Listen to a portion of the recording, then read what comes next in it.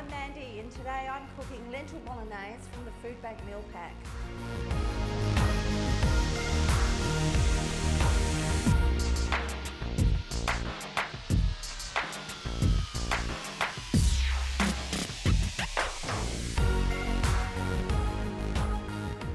Fantastic, versatile dish that has very few ingredients but a lot of flavour. So we'll start up by prepping our veg. We're going to chop up an onion first. So I like to chop the onion in half, then peel off the skin, and I keep the end on. It just makes it easier to chop. Much easier to chop, it won't slide around anywhere. And when you're cooking with onion, it really doesn't matter. It doesn't have to be too precise, but if you like a nice fine chop, this is a good way to get it. So I'm keeping the end in, and simply I'm going to always watch my fingers, but I'm just going to make some slits. I'll take that little end off because it's not going to cook very well. And then I'm going to go horizontally. It doesn't really matter how you chop your onion. You can chop it any way you like. For me, this is just much easier. Once again, always thinking about protecting my fingers, curling them under.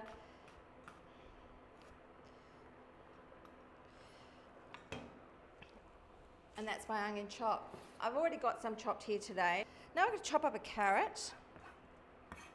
So I've peeled the carrot, obviously. And, you know, when we're chopping on boards, it's about keeping things steady. So again, protecting our fingers, I'm going to take the end off of that and the end off here. And I want to keep this steady on the board. So I'm just going to take a little piece off of the end of this carrot. I'll use this still, but it means that the carrot is nice and flat on the board and it will save my fingers. Chop the carrot in half, and then I make little incisions to make, I guess, carrot sticks first. Again, watching my fingers. And start off with what you're comfortable with. I'm going to do 3 at a time because I know I can easily manage that. The key with chopped vegetables in any dish is just trying to keep them a similar size because that means they'll cook evenly. But you don't have to, it's fine. Rustic is fantastic. I've got a saucepan which I'll heat up. I'm going to heat up about a tablespoon of oil. Just on a medium heat. We don't want it too hot. We don't want to fry the onion. Start off with my onion. So, that was a whole chopped onion. Start off with the onion. We'll pop that in and just gently saute that. So all I want to do now is soften this onion. That will just take a few minutes. When we're working with onion on heat, it's good to keep it moving all the time if you're just looking to soften it and release flavours. If you're looking to brown it, you don't stir it quite as much and you get that caramelisation on the bottom. So this recipe also calls for some pasta to go with it. We're making a beautiful lentil bolognese and I've started that pasta going already. And simply you can use any pasta you like. Today I've chosen to use spaghetti. And maybe for a family of 4 you're looking at anywhere from half a packet to a packet of spaghetti. So probably about 500 grams of pasta, of dried pasta.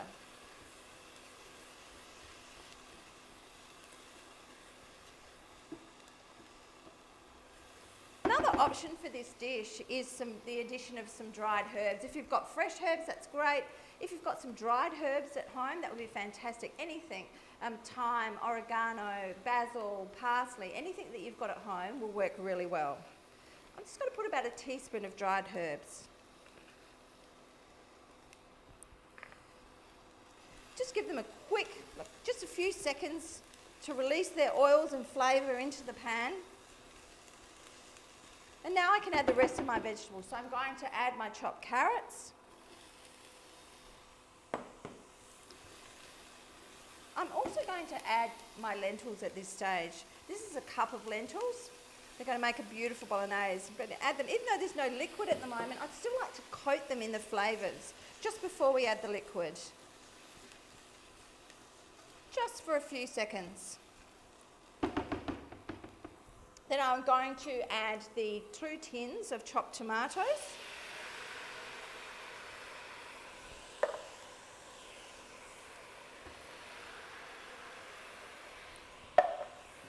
Just give that a stir.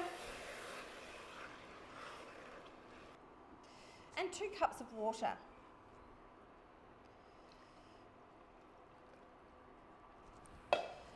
Now, It's that easy, and that's all of our ingredients now in one pan, all ready to go, that we can leave just to cook on the stove for about 20 minutes. Medium heat, we just want a tiny bit more than a simmer for 20 minutes. So this is a spaghetti that I chose to use today. I've used about half of it today because I'm only making fewer serves. But when we're cooking any sort of pasta, the key is to have lots of water.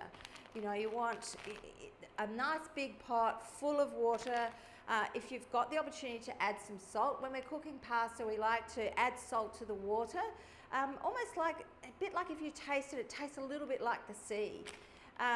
But the bigger the pot full of water, the better. You want a nice rolling boil before you add your pasta to the water. This pasta, and every pasta will be different. Have a look on the back of your packet. This pasta will take about 8 minutes. But size, it depends on the size of the pasta. Some smaller pastas are going to take a much shorter amount of time, and bigger pastas are obviously going to take a longer amount of time. But again, the bigger the pot, the more boiling water that you have, the better results you're going to get.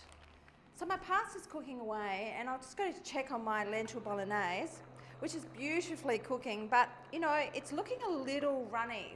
The greatest thing we can do when a sauce is looking runny or a casserole is looking too liquidy is take the lid off. So we're not creating steam underneath the lid, and we're giving a chance for evaporation and thickening. Just give it a stir every now and then. So this is coming along beautifully, and if I leave that lid up, that sauce is going to thicken up and become richer. So when we're looking at pasta and, how do we want it cooked? We don't want to take it too far. We don't want it to be mushy. We want what we're looking for, what we call al dente, and the best way to tell is to pick up a piece of pasta. I know people will tell you to throw it at the wall, but don't. Pick up a piece of pasta, and what I'm looking for is I'll either taste it or I'll pinch it with my fingers.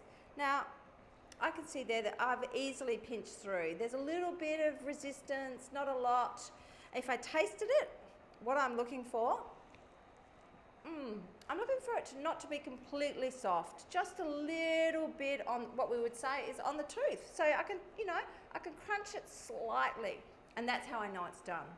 One of the wonderful things about the Food Hub is that the fruit and vegetables are there for you, and they're free.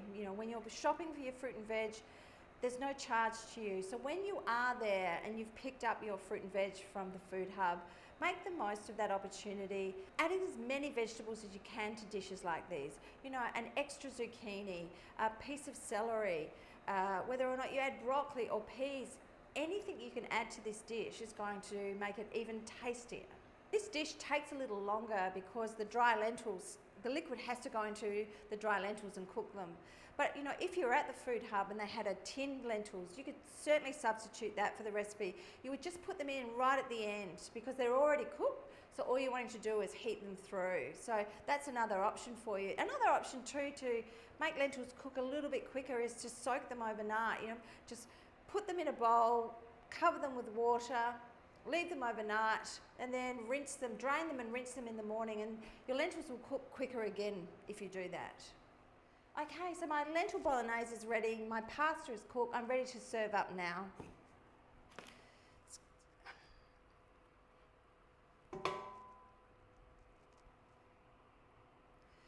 Do a big family size serve, I think, today.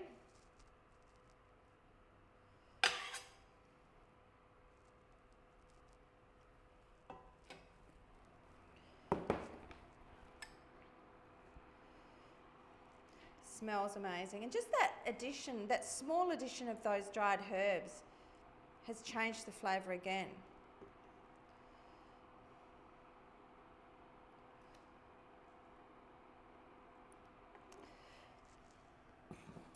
There we are, and if we had some fresh herbs, we could sprinkle that on the top. Some cheese, parmesan, any sort of grated cheese sprinkled on the top would be amazing.